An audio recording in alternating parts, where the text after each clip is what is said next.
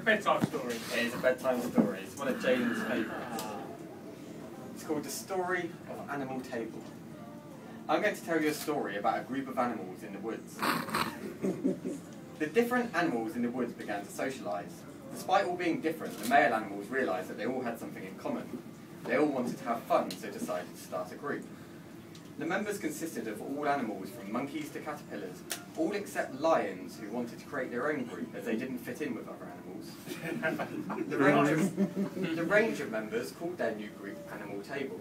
It was restricted to just male animals aged 18 to 45. The members would importantly have fun but help other animals in the woods too. As years went on, the club thrived, with new members starting as the old retired. They enjoyed various activities from swinging from trees to making a raft to sail the rivers. After each event, the animals would congregate at a local watering hole to consume a woodland beverage. They would often stay until the sun came up before crawling back to their tree or cave. Things then began to change. New members began to join. There was the wild pigs, Kenneth and his best friend Carlos.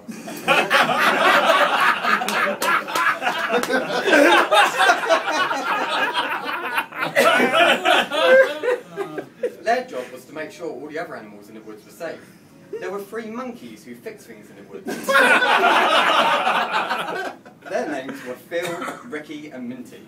There was Fluis, the firefly. He specialised in lighting up the woods so other animals could see. There was the sly raccoon, Jimmy. Jimmy tries to sell trees and caves to the other animals with slogans such as, "This tree benefits from straight roots," Oh, nice. or a deceptively spacious cave. This sometimes angered the other animals. Dazza, the parrot, flies around the woods helping other animals in emergency situations. Gavilar was a silver fox.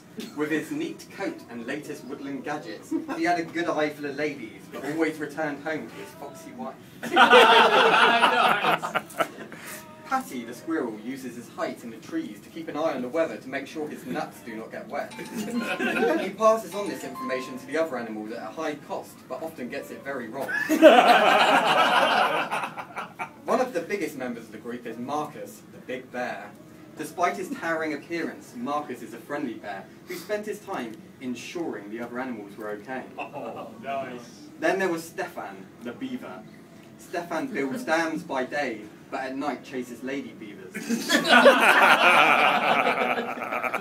Stefan was the longest member of the group and was known as the party animal.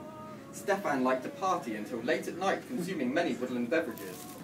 Finally, there was Christoph, the sloth.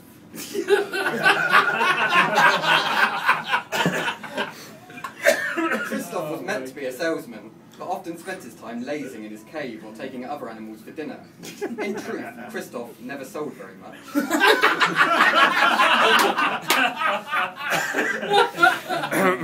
Things seemed to be going well. The group enjoyed different activities and attending many watering holes. Stefan often described the group as an animal rugby club, but without the rugby. But then things began to change. Oh, no. Christoph was elected as chairman, but had new ideas for the club. Before long, the lady beavers were asked to stop stripping for the male animals, and everyone returned home from the watering hole before 10 p.m.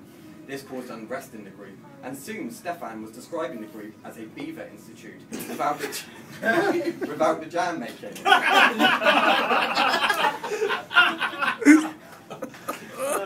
The group discussed their concerns in tradition at a watering hole. Stefan explained to Christoph his thoughts and concerns. Christoph took his comments on board and thought to himself, perhaps we need to return the group back to its old ways. Christoph spent hours every evening wondering what he could do to prove to Stefan that the group was still like a rugby club. Then all of a sudden, while sat in his cave, it came into his head. He thought, yes, that's it, I know what I'll do. I'll hold a table talent contest. This will impress the group. To be continued.